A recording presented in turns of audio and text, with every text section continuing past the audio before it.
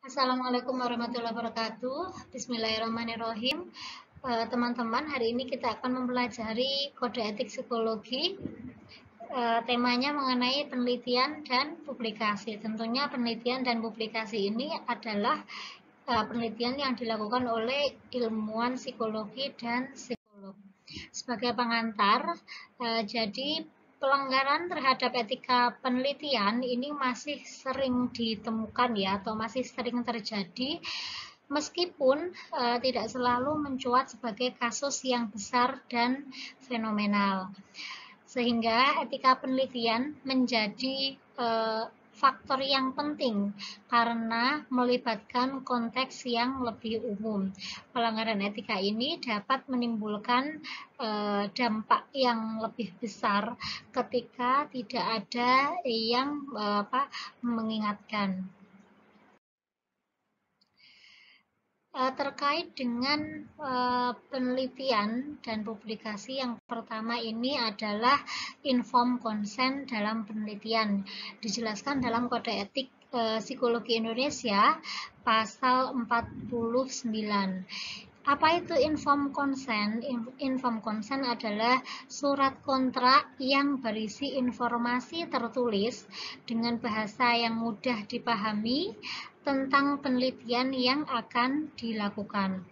Jadi informed consent ini adalah semacam kontrak atau perjanjian atau lembar persetujuan yang dibuat oleh kita ilmuwan psikologi terkait dengan kontraknya apa saja ya, yang kita lakukan apa saja, yang akan diterima oleh responden atau oleh subjek penelitiannya apa saja, dampaknya apa saja, itu dijelaskan di informed consent. 3 jenis kegiatan yang boleh tidak menggunakan informed consent adalah, yang pertama adalah penyebaran kuesioner yang sifatnya adalah anonim tanpa menyertakan nama. Kemudian yang kedua adalah observasi alamiah. Kenapa? Karena observasi alamiah ini yang kita observasi itu tidak tahu ya kalau lagi diobservasi. Kemudian yang ketiga adalah penelitian yang sifatnya adalah kearsipan atau penelitian pustaka. Kita membaca buku hasil dari penelitian yang sudah diarsipkan seperti itu. Nah, selain 3 ini, semuanya yang kita lakukan terkait dengan penelitian itu sebaiknya atau seharusnya menggunakan informed consent. Kemudian apa saja yang perlu dicantumkan dalam lembar informed consent ini? Yang pertama adalah tujuan dari penelitian. Jadi kita melakukan penelitian tujuannya apa? Kemudian yang kedua adalah jangka waktu penelitian. Kita akan melakukan penelitian dimulai tanggal berapa dan akan berakhir tanggal berapa, misalkan 1 bulan atau misalkan 3 bulan, itu juga harus disertakan atau ditulis dalam informed consent agar subjek penelitian kita mengetahuinya. Kemudian yang ketiga adalah prosedur penelitian. Jadi prosedurnya bagaimana? Misalkan kita akan melakukan, misalkan peneliti akan melakukan kegiatan sebagai berikut. 1, misalkan melakukan observasi. 2, melakukan wawancara, misalkan. Kemudian melakukan asesmen, mengukur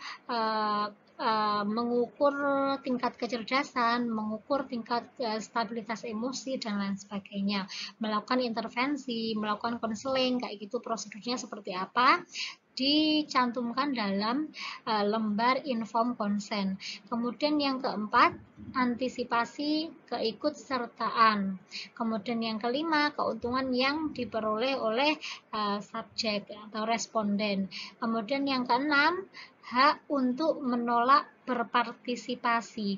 Jadi kita tidak bisa memaksakan responden ketika misalkan berada di tengah perjalanan, kemudian ternyata responden itu menolak, ini hak untuk menolak berpartisipasi. Jadi dari awal dijelaskan nanti yang akan diterima seperti ini, kemudian yang akan dilakukan seperti ini, ternyata responden menolak, ya berarti kita tidak bisa memaksa. Kemudian yang ketujuh, konsekuensi dari penolakan berpartisipasi. Kemudian ke-8, kerahasiaan data dan keterbatasan. Jadi misalkan kita sebagai peneliti meminta kepada responden untuk menjaga kerahasiaan data, dan kita pun juga mengatakan bahwa kita juga akan menjaga kerahasiaan data dari responden. Kemudian yang ke-9, insentif bagi partisipan. Misalkan kalau sudah selesai mengikuti kegiatan penelitian ini, partisipan akan mendapatkan misalkan uang segini. Kemudian yang ke-10 adalah orang-orang yang dapat dihubungi. Selanjutnya ini terkait dengan etika dan metode penelitian. Ada hyperclaiming, ini peneliti menjanjikan kompetensi yang sebenarnya belum terbukti secara empiris. Ini juga terkait dengan etika kita sebagai peneliti. Seringkali ini terjadi ketika kita melakukan penelitian yang sifatnya adalah eksperimen dan belum pernah atau belum tentu teruji kebenarannya. Contohnya misalkan penelitian yang mengkaji atau menguji efektivitas terapi X untuk menyembuhkan gangguan panik, seperti itu. Jadi kompensasinya misalkan kita mau melakukan penelitian terapi tertentu pada orang yang memiliki gangguan panik atau gangguan depresi gitu ya. Kita mengatakan pada partisipan, nanti kalau Anda mengikuti terapi ini, gangguan panik yang Anda alami atau gangguan depresi yang Anda alami akan menurun kayak gitu ya. Nah, padahal efektivitas terapi ini masih diujikan, baru diteliti. Jadi belum tentu apakah terapi X ini efektif dalam mengurangi atau menyembuhkan gangguan panik, seperti itu. Kemudian ini etika terkait dengan pengolahan data. Jadi etika ini harus kita pegang dari awal kita melakukan penelitian, kemudian pelaksanaan penelitian. Pelaksanaan berarti contohnya yang tadi ya, hyperclaiming tadi. Kemudian sampai pada pengolahan data. Sampai pada pengolahan data kita harus tetap berpegang pada kode etik penelitian, seperti itu. 3 jenis pengolahan data yang terkait dengan isu etika. Yang pertama adalah data dropping. Data dropping itu apa? Membuang data yang tidak menguntungkan.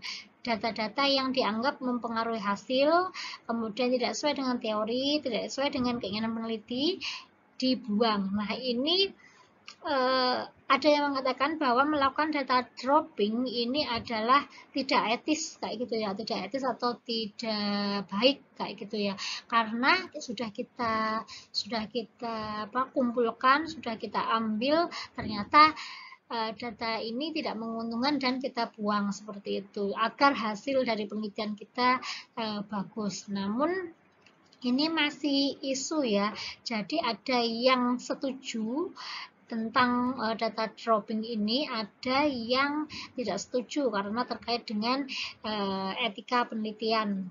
Kemudian yang kedua, ada kegiatan ini namanya outlier rejection. Ini apa? Mengeliminasi data-data ekstrim. Dalam beberapa kasus berguna agar kesimpulan lebih akurat dan representatif. Jadi kalau kita melakukan penelitian, kemudian sifatnya adalah kuantitatif, kemudian agar kita dapat menggunakan statistik parametrik, salah satu syaratnya adalah uji normalitas ya, uji normalitas. Nah, ternyata datanya itu nggak normal gitu. Nah, salah satu cara agar dapat menormalkan data, salah satunya adalah bisa mengeliminasi data-data yang ekstrim, seperti itu ya, agar datanya normal. Misalkan nih ya, dalam kasus subjeknya ada 100 responden kayak gitu. 100 responden kita lagi mengukur tingkat kepercayaan diri mahasiswa kayak gitu. Tingkat kepercayaan diri. Setelah dikumpulkan ternyata misalkan sebaran dari skor tingkat kepercayaan diri itu skornya misalkan 90 sampai 120. Nah, kemudian ternyata ada data ekstrimnya, ada misalkan 5 outlier yang dia ekstrim banget, terlalu rendah rasa percaya diri dan terlalu tinggi kayak gitu ya. Terlalu rendahnya misalkan 70, kemudian yang terlalu tinggi misalkan 140. Nah, biasanya data-data yang ekstrim kayak gitu ketika diuji normalitas datanya menjadi tidak normal kayak gitu ya. Makanya dilakukan outlier rejection atau mengeliminasi data-data ekstrim. Ini juga seperti tadi ya, ada yang sependapat, ada yang tidak sependapat. Ada yang setuju dan tidak setuju ya tentang outlier rejection ini. Yang tidak setuju tentunya terkait dengan etika penelitian ya dalam pengolahan data. Nah, namun dalam beberapa kasus outlier rejection ini berguna agar kesimpulan lebih akurat dan representatif. Iya, karena ketika kita tetap ketika kita tidak membuang data ekstrim ya tetap kita pakai, akhirnya yang terjadi adalah datanya tidak normal. Nah, karena data tidak normal, akhirnya kita nggak bisa memakai statistik parametrik, misalnya menggunakan statistik non parametrik. Padahal statistik non parametrik itu tidak bisa, salah satu kelemahannya yaitu tidak bisa digeneralisasikan secara luas seperti itu ya. Jadi sebenarnya positif negatif sih tentang outlier rejection ini. Kemudian yang ketiga ada subject selection, mengeliminasi data subjek pada kelompok tertentu. Misalkan kita melakukan eksperimen ya, kemudian subjeknya adalah ada kelompok kontrol dan kelompok eksperimen kayak gitu ya. Kelompok eksperimennya misalkan ada kelompok A, kelompok B, kelompok C. Misalkan kita mengambil 3 kelas kayak gitu ya, kelas bahasa, kelas IPA, kelas IPS kayak gitu ya. Nah, ternyata setelah kita analisa statistik, ternyata ada data subjek pada kelompok tertentu yang dia itu kurang menguntungkan ya, atau tidak sesuai dengan teorinya, atau hasilnya kurang bagus. Nah, akhirnya kita eliminasi data subjeknya pada kelompok tertentu. Ini juga salah satu isu etika ya. Ada yang setuju, ada yang mengatakan itu nggak apa-apa, ada yang mengatakan itu nggak etis dalam melakukan suatu penelitian. Kemudian ini terkait dengan etika penelitian selanjutnya, yaitu adalah tentang pengelabuhan. Pengelabuhan ini kalau kalian sudah belajar psikologi eksperimen ada ya, namanya adalah placebo. Ini dijelaskan di Kode Etik Psikologi pasal 50. Partisipasi mengisi informed consent, kemudian informasi akurat dan jelas tentang penelitian, tapi di sisi lain partisipan mendapat perlakuan yang tidak sesuai dengan apa yang dijelaskan dalam informed consent. Namanya dikelabui ya, seperti dibohongi atau placebo. Placebo ini salah satu macam penelitian juga sih.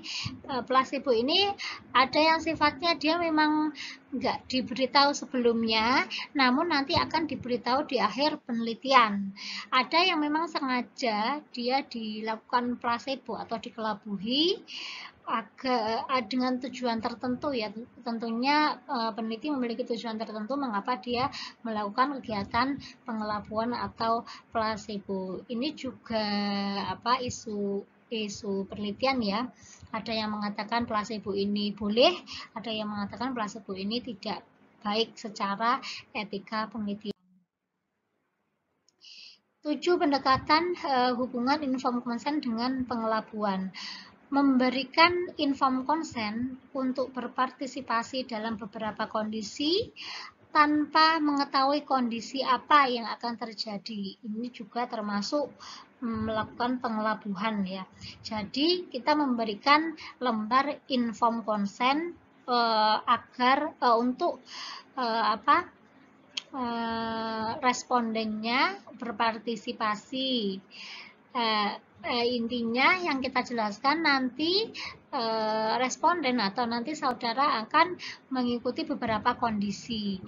Namun kita peneliti tidak menjelaskan lebih lanjut ya kondisinya itu seperti apa kayak gitu. Itu salah satu bentuk dari placebo atau pengelabuhan yang hubungannya dengan informed consent. Kemudian memberikan consent to deception atau partisipan diberitahu pengelabuhan akan terjadi dan diberitahu apa yang akan terjadi jika mereka berpartisipasi. Jadi dijelaskan di awal nanti akan terjadi sesuatu pengelabuhan kayak gitu ya, akan dikelabui kayak gitu. Partisipan diberitahu bahwa akan terjadi pengelabuhan. Nah, saudara bagaimana? Saudara berpartisipasi dalam penelitian atau enggak? Kalau berpartisipasi nanti akan kami beritahu pengelabuhannya seperti apa. Kalau enggak berpartisipasi ya sudah enggak diberitahu. Ini juga termasuk jenis pengelabuhan ya terkait dengan informed consent. Kemudian partisipan diberitahu pengelabuhan tapi tidak diperingatkan. Jadi nanti akan diberikan pengelabuhan tapi tidak ada peringatan. Tidak ada peringatan itu maksudnya nanti ketika ada sesuatu hal misalkan di lab seperti ini nanti Anda akan diberi peringatan kayak gitu, enggak ya, enggak diberikan peringatan. Kemudian memberikan informed consent palsu seolah-olah tidak terjadi pengelabuhan. Jadi ini jelas ya karena informed consent-nya palsu. Kemudian tidak memberikan informed consent dan tidak diberitahu adanya pengelabuhan. Ini sudah yang lebih parah ya, informed consent nggak ada, kemudian juga nggak diberitahu bahwa terjadi pengelabuhan. Kemudian ada lagi self deception. Tujuan penelitian sama sekali berbeda dengan yang dipikirkan oleh subjek saat diminta bertindak sesuatu. Jadi ini yang dijelaskan seperti ini, nyatanya tujuan penelitiannya berbeda. Jadi sebagai responden atau sebagai subjek yang mengikuti penelitian itu nggak berpikir sama sekali kalau nanti saya dibeginikan kayak gitu. Kemudian ada pengelabuhan oleh pihak ketiga. Pengelabuhan oleh pihak ketiga berarti dilakukan oleh orang lain ya, orang yang terlibat dalam penelitian tapi bukan peneliti. Kemudian ini pelanggaran etika ketika melakukan pengelabuhan. Yang pertama, membuka privasi partisipan. Jadi hal-hal yang terkait dengan rahasia dari partisipan dibuka. Kemudian partisipan tidak diinfokan tentang prosedur dan resiko yang akan muncul. Jadi misalkan nanti akan diberikan akan diberikan perlakuan seperti ini, misalkan dimunculkan ular secara tiba-tiba misalkan, atau dalam kasusnya yang Watson dibunyikan gong sewaktu-waktu dengan suara yang keras, kemudian resikonya yang muncul nanti apa kayak gitu tidak diinfokan. Kemudian partisipan tidak diberikan kesempatan untuk memilih berpartisipasi jika sudah mengetahui penelitian yang sebenarnya. Jadi ini semacam peneliti memaksakan kepada partisipan untuk semuanya harus ikut dan mau dalam kegiatan penelitian. Kemudian peneliti tidak memberikan penjelasan tentang kondisi yang sebenarnya, atau memang sengaja berbohong atau mungkin sengaja merahasiakan kondisi yang akan terjadi saat penelitian. Nah, placebo atau pengelabuan ini karena ada yang kontras ya, ada yang mengatakan tidak boleh karena tidak etis, kemudian ada yang mengatakan boleh namun dalam kondisi tertentu. Yang pertama, kondisinya didasarkan atas alasan yang ilmiah.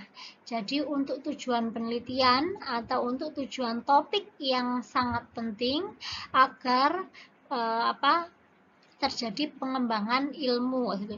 Kalau nggak diberikan placebo atau kalau nggak dikelabui, maka hasilnya nanti tidak akan maksimal kayak gitu. Makanya dilakukan placebo, tapi memang berdasarkan alasan yang ilmiah untuk pengembangan keilmuan. Jadi alasannya adalah metodologis, bukan kenyamanan atau karena kemudahan peneliti. Nah, boleh. Kemudian syarat yang kedua adalah setelah melakukan pengelabuhan, peneliti ini harus memberikan debriefing atau penjelasan singkat ya terkait dengan yang pertama, sifat, hasil, dan kesimpulan dari penelitian. Kemudian yang kedua, informasi-informasi untuk meluruskan persepsi konsep yang keliru yang dimiliki oleh partisipan. Jadi tadi kan dikelabui atau dibohongi semacam itu ya. Nah, setelah penelitian selesai baru dijelaskan kepada partisipan yang telah dikelabui bahwa sifatnya bagaimana, hasilnya bagaimana, kesimpulan penelitian bagaimana. Kemudian diluruskan terkait dengan persepsi-persepsi, konsep, pemahaman, pemikiran yang keliru yang dimiliki oleh partisipan karena sudah dikelabui atau dibohongi seperti itu. Selanjutnya terkait dengan etika dalam penelitian, ini penggunaan hewan untuk penelitian ya.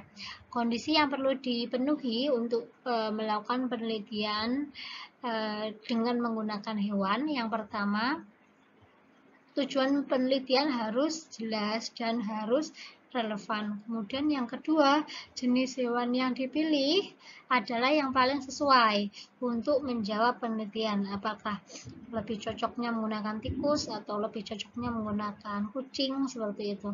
Kemudian yang ketiga harus mendapatkan persetujuan dari institusi yang berwenang yang terkait dengan Departemen Kehewanan seperti itu ya.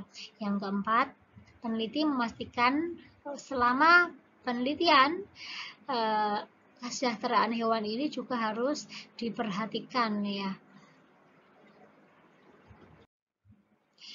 Selanjutnya ini terkait dengan setelah selesai melakukan penelitian ya, kita melakukan publikasi hasil penelitian ya.